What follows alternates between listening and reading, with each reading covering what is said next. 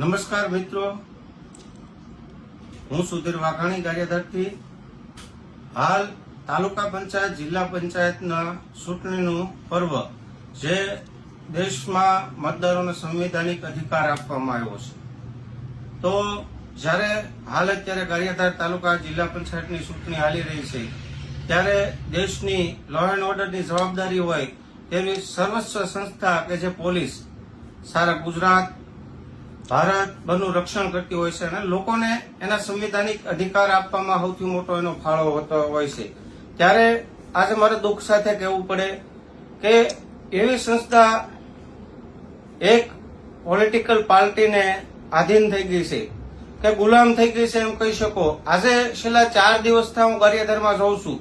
તાલુકા પંચાયત અને જિલ્લા પંચાયતની ચૂંટણીમાં ખાસ કરીને અમારા ઉમેદવાર અને ખાસ કરીને કાર્યકર્તાઓને ટોર્ચરિંગ કરવામાં આવે છે કે ખાસ કરીને આમ આદમી પાર્ટી ઇલેક્શન ન જીતવી પડે. કદાચિત એમના આ પ્રયાસોથી ઇલેક્શન જીતી શકાય છે, પણ ભારતની આ સર્વોચ્ચ સંસ્થાની ગરિમા નીચી પડે છે.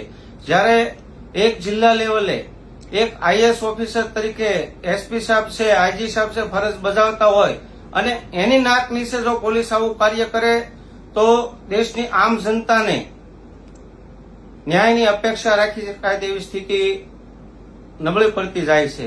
બીજું કે જ્યારે ચૂંટણીમાં ઇલેક્શનનું જે દેખરેખ રાખતા કલેક્ટર સાહેબ છે તો તેને પણ મેં 3 વાર જાણ કરી છે, તોય કોઈ પગલા લેવામાં નથી આવ્યા અને સતત આ કાર્ય ચાલુ છે. એવું જ મેં એસપી સાહેબને પણ 3 વાર જાણ કરી છે, છતાં પણ કોઈ પણ પગલા નહીં કે બીજેપીને જીતાડવાનો પ્રયાસ કરી રહ્યામાં આવી રહ્યો છે.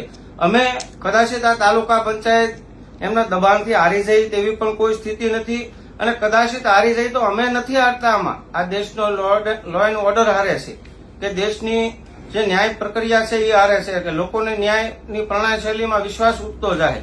એટલે ચૂંટણી પંચ અને પોલીસ સર્વોને મારો આગ્રહ છે કે વહેલાથી વહેલા આને ઠીક કરવાનો પ્રયાસ કરવામાં આવે, નકર દેશ માટે મોટો મેસેજ હશે.